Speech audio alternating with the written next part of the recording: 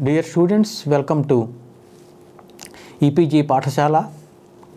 I am Professor Korad Subramaniam from University of Hyderabad.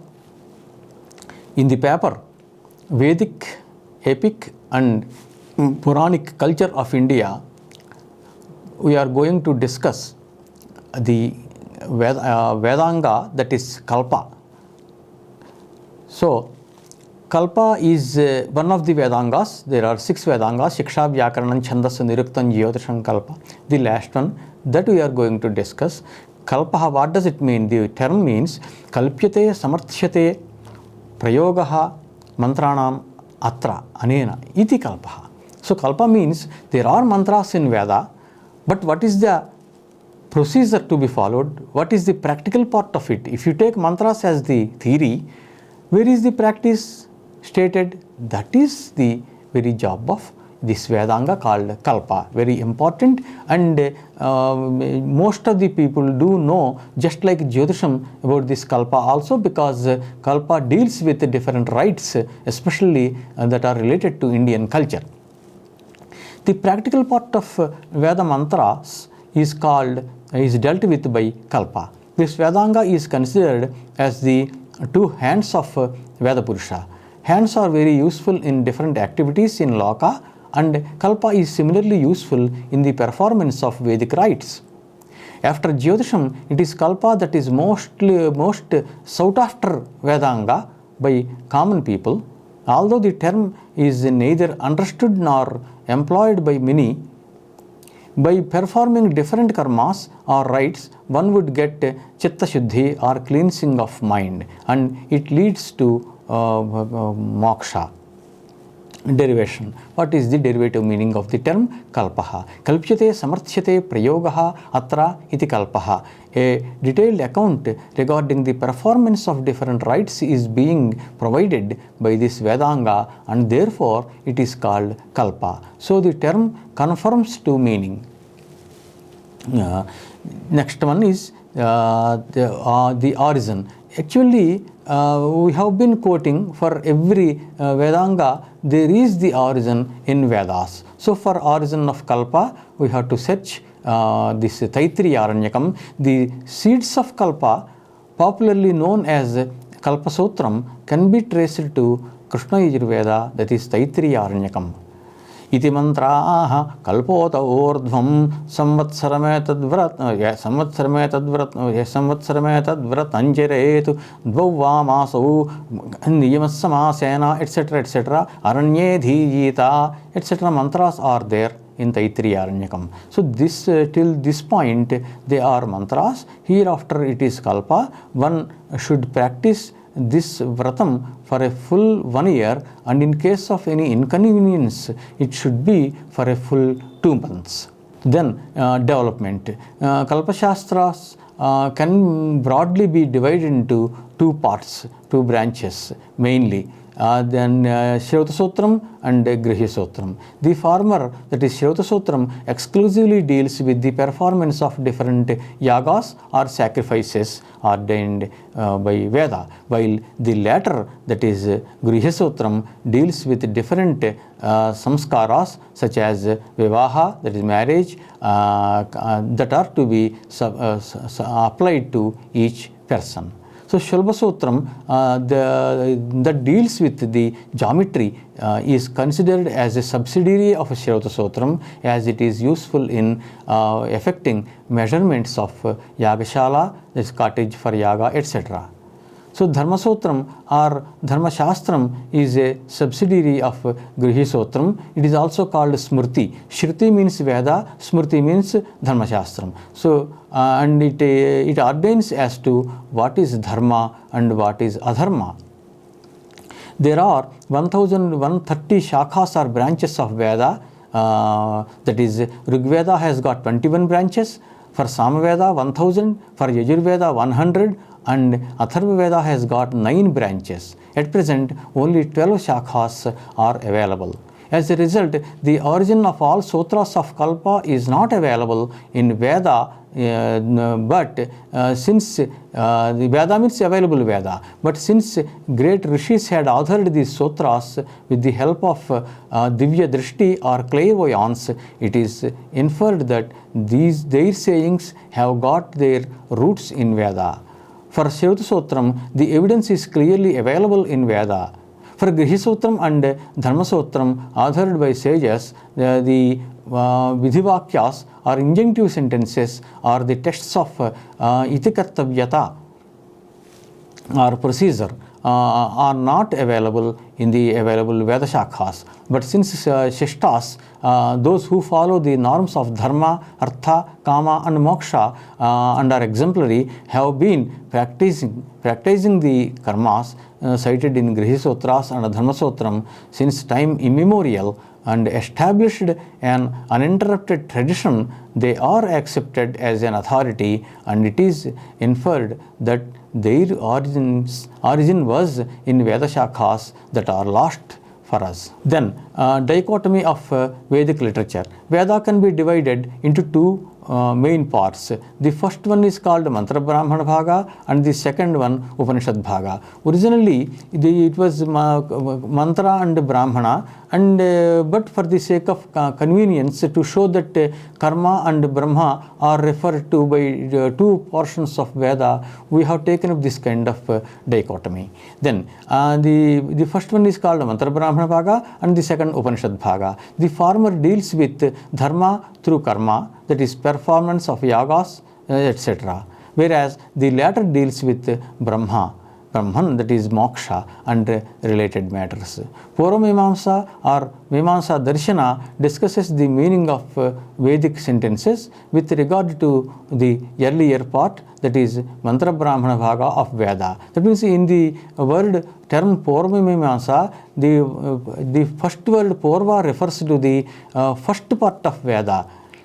Whereas in Uttaramimamsa, the word Uttara, that means latter or latter part, that refers to the latter parts of Veda, that they are called Upanishads. So Uttaramimamsa or Vedanta is also called Vedanta, that deals with the latter part of Veda, that is Upanishads, in order to establish the path for Veda.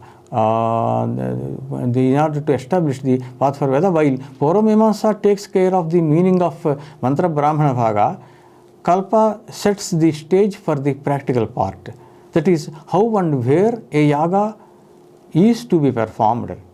Jyotisham, Shalbasutram and Dharmasutram, Dharmashastram also play their role in the overall process of a yaga. That means Jyotisham offers the auspicious time, etc., etc., whereas Shalbasutram offers the geometrical part, that is what is the length of a yagashala should be and what is the width and etc., etc. All these things are detailed in Shalbasutram, whereas Dharmashastram tells you which is Dharma, which is Adharma. So all these totally Purvamimamsa, Jyotisham, Shalbasutram and Dharmasutram are useful in the performance of a yaga chiefly.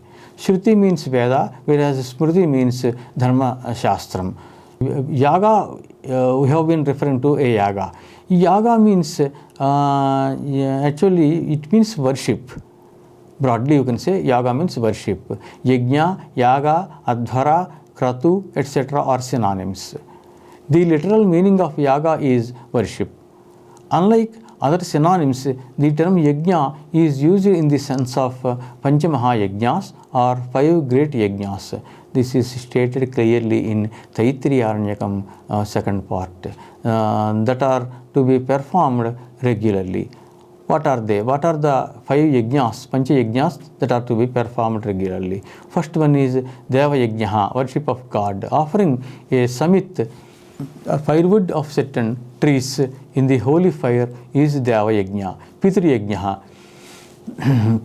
worship of forefathers who are dead, offering water to father's father and his father, as well as the mother, her mother-in-law and her mother-in-law by name, Gotra and Swadha.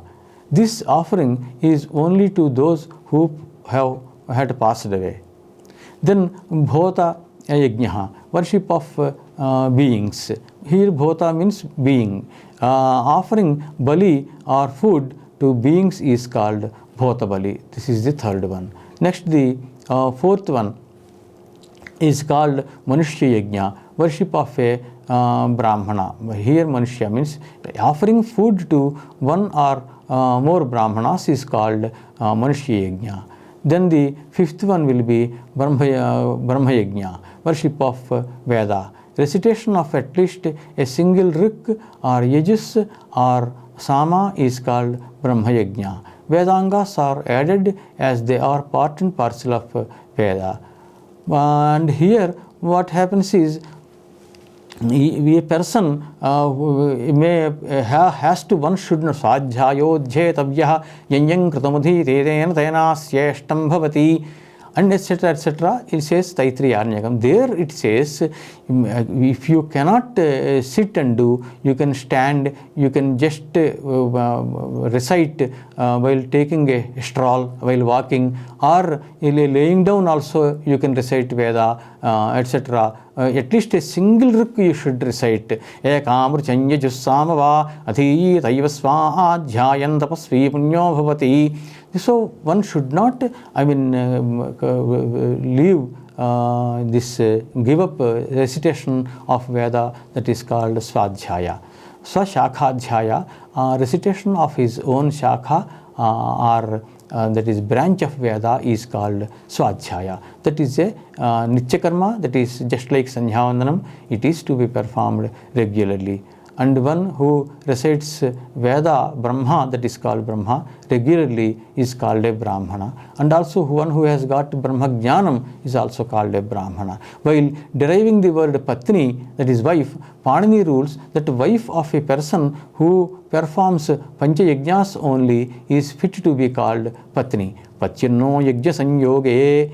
Panini says, if a person is performing all these Pancha Yajnas, and if he has got a wife, that particular wife is fit to be called Patni, not everybody. So it is just like similarly the other lady also is occupying the place of a Patni, that means having a husband, although he does not perform the Pancha Yajnas, she is also called Patni. Otherwise, strictly speaking, Patni means the wife of a person who performs these Pancha Mahayajnas. That is what is meant by the Panini Sutram, Patyuhu Naha Patyurno Yajna Sanyoge, like that. So elsewhere, the usage of the word is following semblance. So similarly, there are other ladies in the same place, and so they are also called Patnis. Otherwise, Patni is the one who is the wife of a person who performs Pancha Yajnas. This is clearly stated by Panini in Vyakaranam, Ashtadhyayi. Definition of Yaga. According to Mimamsakas, Yaga has got two forms. One is Dravyam, that is the material used in Yaga, and Devata, the god to whom the oblation is offered. On the other hand, Shrautasutram of Katyayana, etc., they add Tyaga also, that is dropping the material in holy fire while reciting mantra, and they add this Tyaga also to Dravyam and Devata. So for Mimamsakas, Yaga means Dravyam and Devata, whereas for Shrautasutram, others of Shrautasutram like Katyayana, it is Dravyam, Devata and Tyaga. These three things constitute a Yajna. If while invoking a god, some material is dropped in holy fire, it is called Homa. That means the activity of offering some material like cooked rice or samit, a stick, or ghee, that is ghee means clarified butter, like that, the etc. etc. These things are dropped in the holy fire, and that offering is called, while invoking the god, the activity is called Homa. Next, we come to the point of Karmanan Traividyam. There are three kinds of karmas. Okay, generally karmas can be put under three headings. Nitya karma, that is regular rite, one has to perform on a regular basis. That is, for example, Sandhya Vandanam, the salute during dawn and dusk, that means during Sandhya Kala or twilight, and Agnihotram, worship of fire god, and Swadhyaya, recitation of Veda and Vedangas. Next, Panchamahayajnas, etc. are called Nitya karmas. Nitya means regularly. Every day one has to perform all these karmas as per their eligibility. So Sandhya Vandanam should be performed by every person on earth. These things are, what you call universal. Then some people who learnt Veda and mantras may pronounce mantras and do that. Others by simply offering waters to God after taking bath, etc. Like that, Sandhya Vandanam should be performed. Aharahas Sandhyam Upasita. And then the second one is called Naimittika karma. A karma or rite that is occasioned by an event. For example, Abdikam, yearly death ceremony. Since somebody had died, we are performing the karma called Abdikam. Abda means year. Abdikam is the very activity or ceremony that is performed every year on the day of or tithi of death. So, when there is the problem of tithi, whether it is Ekadashi or Dwadashi, when two tithis share a single day, then in Panchanga it is clearly written Ekadashi tithi, Dwadashi tithi, like that. So one has to know the tithi or the day in a clear-cut manner on which one has to perform the death ceremony. Gruha Pravesha is another Naimittika karma, housewarming ceremony. Since you have purchased a gruha, you have built a gruha, you are going to make the pravesha. It is called Gruha Pravesha. That means there is some cause, some reason to perform this. Nimitta means karana or hetu or reason, cause. Therefore, Naimittika karma. So these are called Naimittika karmas. There are many Naimittika karmas. These are a few. Kamya karma. Kama means desire. If anyone performs a karma with some desire in the mind, it is called Kamya karma. Vivaha, for example, marriage, is meant for children. Putra Kameshti is meant for children. Satyanarayana Vratam is meant for overall prosperity. Such rites are called Kamya karmas. This means keeping a desire in the mind. If one performs a karma, then it is called Kamya karma. There is Prayashchittam, roughly that is penance. Once someone committed a mistake, knowingly or unknowingly, or due to the circumstances, and then he has to perform some karma, for example, say Gayatri Japa for 100 times or 1000 times, 108 times or 1000 times, like that. So that is called Prayashchitta karma. That is not seriously considered here in this thing, which is performed after committing something wrong. The Shrauta Sotram. Shrauta Sotram, all the four Vedas, that is Rigveda, Samaveda, Yajurveda and Atharva Veda, have got separate and in some cases more than one Shrauta Sotram authored by rishis like Ashvalayana, Baudhayana, Apastamba, Katyayana, Jaimini, etc. Some of them, some of the main terms used in Shrauta Sotram are given below. Paribhashika Padani, this is called this terminology. Yajamanaha, the person who performs the yaga is called Yajamanaha. See, time and again we are discussing yaga. If one performs a yaga, for example, the Veda says Jyotishtomena Sargakamo Yajeta. One who wants to go to Sarga or roughly heaven, he should perform the Jyotishtoma Yaga. So after going to Sarga, he would live for some time and later he would come back to the earth. Kshine punye machyalokam vishanti. That is Bhagavad Gita. So Yajamana is the person who performs the yaga and then come Ritvijaha, Ritviks or priests. There will be chiefly 4 priests in a yaga. The one who recites a Rigveda is called Hota, The one who recites Samaveda is called Udgata. The one who recites Yajurveda is called Advaryu. And for all the three Vedas and Atharva Veda, it is Brahma. He makes corrections. That means Brahma is the supervisor, an overall supervisor who knows all the four Vedas, and at times he asks the Hota, Udgata and Advaryu to make some corrections or correct the procedure, etc. etc. The Samayaga requires more Ritviks. If it is Atharva Veda, Brahman also in Agnyadheya, Darshapurnamasa, Pashubandha, these are the names of different yagas. Brahmanachhamsin and Agnidhra or Agnidh also in Agnyadheya, Darshapurnamasa and Pashubandha. Fourth one is called Pota.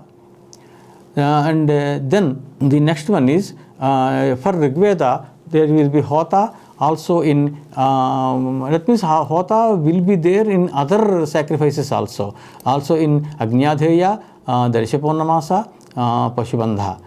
And Maitra Varna also in Pashubandha. Achavaka and Gravastut will also be there. For Samaveda, it is Udgata, Prastota, Pratiharta and Subramanya. For Yajurveda, it is Advaryu. Advaryu will also be there in Agnyadheya, Darshapurnamasa and Pashubandha. And then there will be Pratiprasthata, Nashta, Unnata. And then there is an optional priest, 17th one, called Sadasya. Baudhayana only says that Sadasya is also to be kept in reserve, because if any one of these 16 priests got any problem, then Sadasya would replace him. These are the 17 priests or Ritviks. Then Tretagnaya. There will be three kinds of fires which should be maintained by an Agnihotri. The first one is called Garhapatyagni. Gruhapatina Sanyukte Nyaha, that is the Panini Sutram. So the Agni of Gruhapati is called Garhapatya. So Garhapatyagni. Right from the day of marriage, the Gruhapati or householder, or that means husband, would continue to preserve the Garhapatyagni. It may be noted that according to Vedic tradition, both Pati and Patni, that is husband and wife, combinedly called Dampati or Jampati or Jayapati, and have got the same right. The idea is expressed by a norm, Dampatyoho Sahadikarat. This is clearly mentioned in 6th Adhyaya of Purvamimamsa. After marriage, Pati and Patni both are one and the same, except physical, but for physically they are different, otherwise they are one and the same. So any karma they are going to perform will be taken as has been done combinedly, that is together rather than separately. And both of them have got the same authority on whatever wealth, etc. that is there in the house. Both are equally rightful, and there is equality of the Pati and Patni after marriage according to Vedic tradition. So the question of, for example, pocket money, that does not arise at all. There is money. Both the Pati and Patni have got a right, the same right on the money that is there. Then the question of giving and taking does not arise at all. The Pati need not give any money to the wife, but he can simply, the wife, depending on the need, she can simply take and spend the money. Similarly, there is a house. Similarly, there are other things, wealth, which we generally call wealth. upon the wealth of any kind, both these Pati and Patni that are called Dampati have got the same right. But the pocket money etc. is simply imported from other countries, and they are creating troubles, because when the husband gives money to the wife as pocket money or whatever it may be, then the Patni or wife would feel inferior. That means, since I do not have money, I have to beg him or I have to expect him to give me some money for expenditure. This kind of unnecessary and anti-traditional feeling has been generated by the Western culture. We have to stop this. The next one is Sruk. The terminology of that is useful in yajnas or yagas, whatever it may be. Yajna and yaga both are the same, is given. And then Shalbasotram. Shalbasotram deals with geometry, and Shalba means a rope. During ancient times, a rope was being used for measuring, drawing circles, squares, etc. So this discipline, which is meant for measurements of Yagashala, that is cottage for Yaga, etc., is called Shalbasotram. The terminology employed in this work is available in Vedas to a large extent. Satyashadha, Manava, Maitrayaniya, etc., etc. Shalbasotras are available and they belong to different Vedas. So the details are given clearly. Rajunuma, the verses are quoted from Shalbasotram. Next, Grihyasotram, principles of Grihyasotram. Grihyasotram means Gruha, means actually the term Gruha is used in the sense of a house as well as wife. So here it is used in the sense of a wife. So the any karma that is being worshipped along with wife is called that is Griha karma. The karma is called Griha karma. The Agni caused by both of them is also called Grihyam. So the activities performed in a house with wife in Agni altar are called Griha karma. The sutras dealing with such activities are Grihyasotrams. There are different Grihyasotras for different Vedas, authored by Apastamba, Baudhayana, Ashvalayana, Satyashadha, Katyayana, Manu, Katha, Jaimini, etc. So, samskaras are ceremonies for cleansing the mind. Samskara is a term, this is very important. It is pregnant with meaning, and therefore better to adapt the term rather than try for a rendering, just like dharma, punya, etc. So then Bhrigu Maharshi in Manusmriti clearly says that the very purpose of this samskara is attaining moksha. That is clearly given. Swadhyayena vratair homaihi traividyene jyeya स्वतः महायज्ञैश्च यज्ञैश्च ब्रह्मीयं क्रियते tanuhu. That is what is said in second adhyaya of Manusmriti. Next one is Atmagunas are there. In Gautama Smriti, 8 Atmagunas are very important. Whether you perform any yaga or not, these Atmagunas are very important. First one is Daya Sarvabhuteshu. You should have compassion towards all beings. Bodhadaya it is called. And Kshantihi, Kshanti means patience one should have. And Anasuya, one should not feel envy against anybody in terms of dharma, artha, kama and moksha. And then Shaucham, having 4 kinds of Shaucham of purity. That means Shaucham of wealth, Shaucham of mind, Shaucham of speech, and Shaucham of body. One should have all these things. And then Anayasaha, this is very important. Then activity, even if it is dharma, even if it is ordained by Veda, one should not venture to perform such a karma if he is not strong enough. If he doesn't have the capacity to do, either in terms of health, wealth, related to mind or body or finance, that is, one should not do such things. That is called anayasaha. And then mangalam. That means anything that is auspicious should be done and inauspicious should not be, should be resisted, and this is called mangalam. And then Akarpanyam, even during the time of difficulty, one should not go begging. This is called akarpanyam. And then aspruha, dissatisfaction. One should not expect others things, to have others things, and this is called aspruha. So you see, there are 16 samskaras, although 40 samskaras are actually said by Gautama, and some other Grihya Sutrams prescribe 14 or 25 samskaras.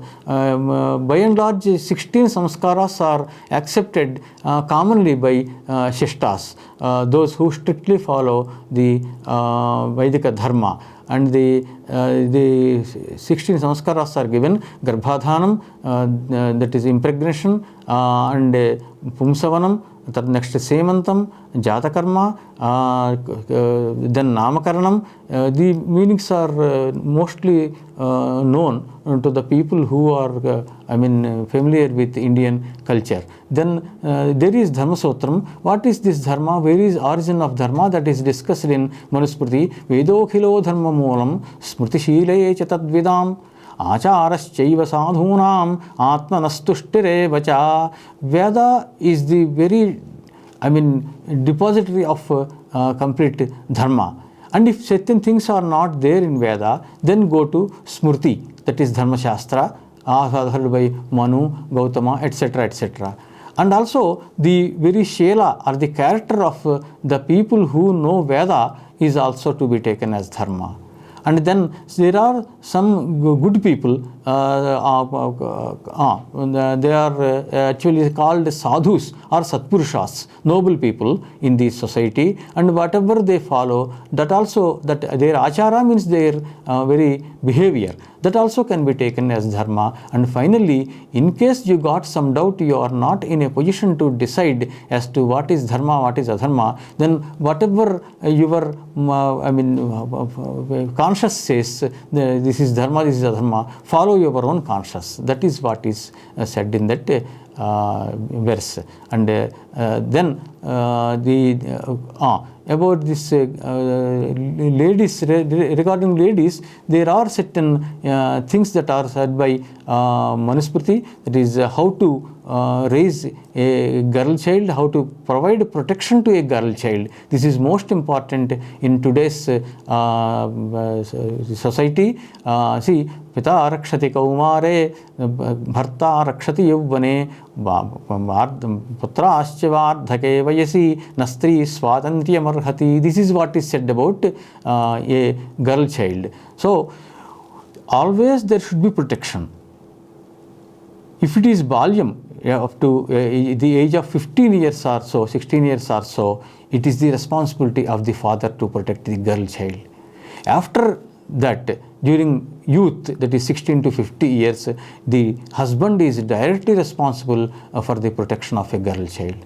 During old age, it is the sons and daughters who have to take care of the father and mother or any other relative who is in old age. So, stri swatantriyam narhati, this is mostly misinterpreted. That means a lady should not be left without protection. That is the meaning of this thing. That does not mean that ladies do not have independence or ladies do not have any kind of a liberty, etc. That is not the meaning. But because of we take the context rather than anything else. We have to interpret the sentence or a word depending on the context. So, according to the context, a girl child, right from childhood down to old age should be provided protection by father, husband, and sons or daughters during her throughout life. That is what is clearly stated. So, one has to follow these dharma shastras, read them, try to understand whether they are interpreted or not. And for more details, please visit the website of EPG Pathashala. And thank you very much.